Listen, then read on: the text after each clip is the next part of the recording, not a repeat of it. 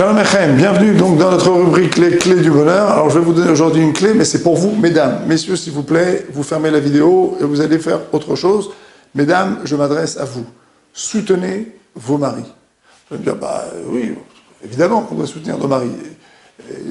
Ils vont travailler, ils vont faire plein de choses, et parfois ils peuvent rentrer un petit peu tristes, un petit peu abîmés. Évidemment qu'on doit les soutenir. Pourquoi est-ce qu'on ne les soutiendrait pas? C'est pas si évident que ça. Vous savez, quand le mari est malade, par exemple, pour la femme, c'est une catastrophe. Les femmes ne supportent pas de voir leur mari malade.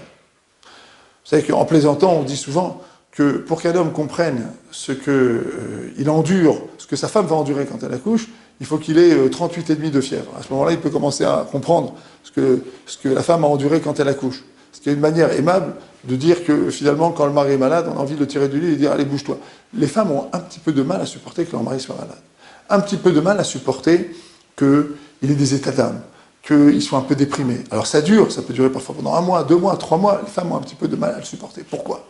La première raison, elle est très simple. On la connaît.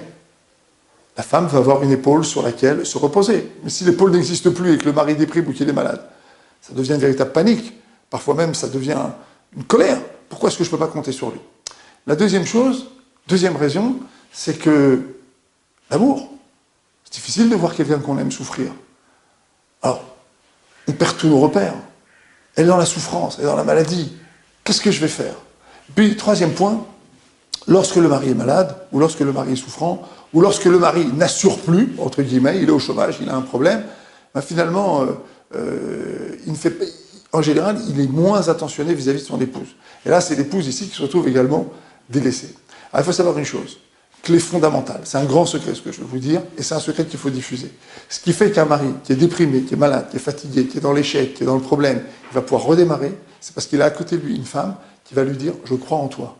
Qui va lui dire « t'es génial », qui va lui dire « t'es fort », qui va lui dire « t'es grand », qui va lui dire « t'es beau », qui va lui dire « t'es extraordinaire », « t'es le mari dont j'ai rêvé », « t'es quelqu'un d'extraordinaire ». C'est quelqu'un qui va parler bien de lui. C'est quelqu'un qui même, la femme va même, qui va dire, vous savez, en ce moment, il a beaucoup de problèmes, mais alors qu'est-ce qu'il est courageux? Elle va le dire à l'extérieur. Je vais vous dire aussi autre chose. Bien avant la manière dont on s'exprime vis-à-vis de quelqu'un, ou la manière dont on parle de quelqu'un, il y a ce qu'on pense de quelqu'un. Il faut s'habituer à penser que les épreuves de la vie sont nécessaires pour grandir.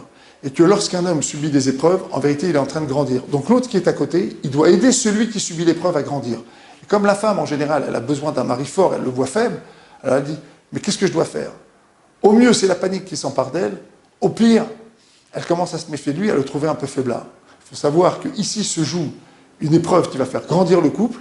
La femme va parler de son mari, penser au sujet de son mari et dire de son mari que c'est un homme fort qui sait affronter les épreuves et qu'il est courageux et que son courage dans l'épreuve, eh ben c'est finalement la preuve que c'est un homme fort, malgré le fait qu'à ce moment-là, il est apparemment en situation de faiblesse.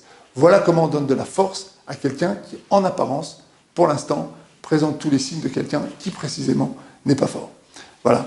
Rappelez-vous bien d'une chose, c'est avec des bonnes clés qu'on ouvre des portes fermées. À très bientôt.